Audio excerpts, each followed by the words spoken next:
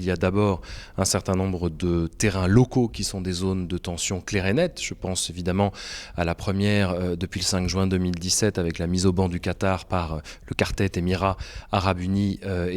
Égypte et Bahreïn. Ça a été une des premières crises locales qui ont vu l'effondrement notamment du Conseil de coopération du Golfe qui pouvait jouer un rôle de médiateur mais également un rôle de négociateur extrêmement important dans la région pour pouvoir gérer un certain nombre de ces crises. Il y a évidemment d'autres terrains régionaux qui sont extrêmement importants et qui sont embrasés et qui sont à la fois attisés par le rôle, je dirais, que l'administration américaine a donné clé en main au prince héritier, au jeune prince héritier et jeune prince turbulent Mohammed Ben Salman, qui n'avait pas d'expérience ni diplomatique ni politique et qui, sous la coupe et le soutien de son mentor qui est Mohammed Ben Zayed aux Émirats Arabes Unis, a commencé à vouloir redécouper et redessiner la région en fonction de ses propres intérêts. Donc un certain nombre de conflits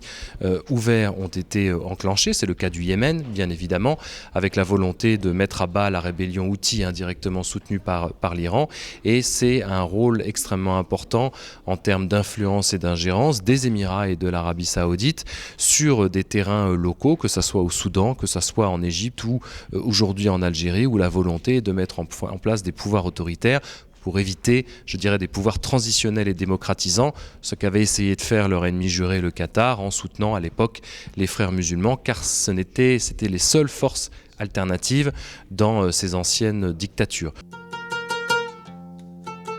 Je crois que le grand gagnant est le Qatar en réalité dans cette situation et depuis juin 2017, car l'Arabie Saoudite a voulu mettre à genoux Doha avec les Émirats et qu'ils n'y sont pas parvenus. Non seulement le Qatar a réussi à doper son économie, le Qatar a un fonds souverain de 100 milliards de dollars et a investi 10 milliards dès les 3 premiers mois, ce qui a permis d'amortir notamment les retraits des fonds saoudiens et émiratis. Puis le Qatar a essayé et a réussi à trouver de nouveaux partenaires économiques. Et comme ils le disent souvent en rigolant, nous avons aujourd'hui des denrées de première nécessité et des produits alimentaires de bien meilleure qualité depuis que nous n'avons plus à subir les produits saoudiens et émiratis. Je pense au bœuf en Australie par exemple notamment.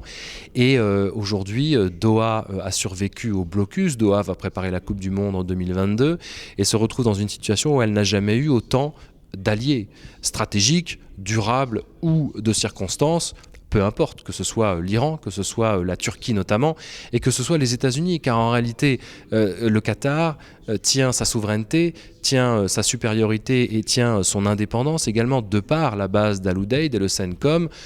qui, depuis 1971, lui assure son indépendance stratégique et militaire. Donc on est aujourd'hui, je pense,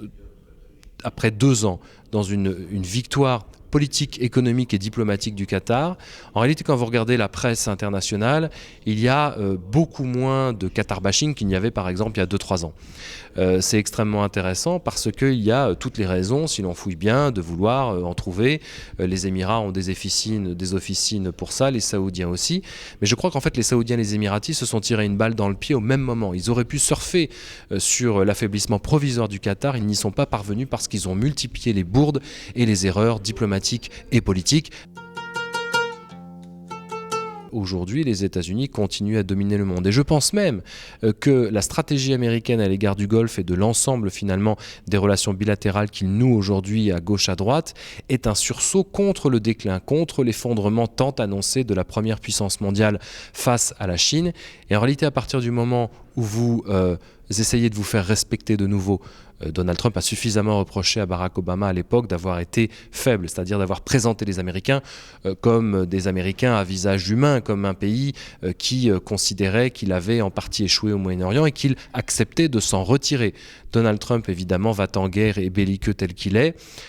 spontané et impulsif également tel qu'il est, mène la danse, redéfinit aujourd'hui le système des relations internationales, a clairement adoubé Mohammed Ben Salman pour être le leader dans la région contre l'Iran et contre la Turquie, et se retrouve dans une situation aujourd'hui où il est dans une fuite en avant, et je dirais, il n'a presque pas le choix que d'être réélu en réalité en 2020, parce que ce grand plan qu'il met en place, ce grand redécoupage du Moyen-Orient, n'est que l'aboutissement du plan de George Bush qui voulait installer, ou en tout cas redéfinir des pays avec des pouvoirs qui soient favorables à Washington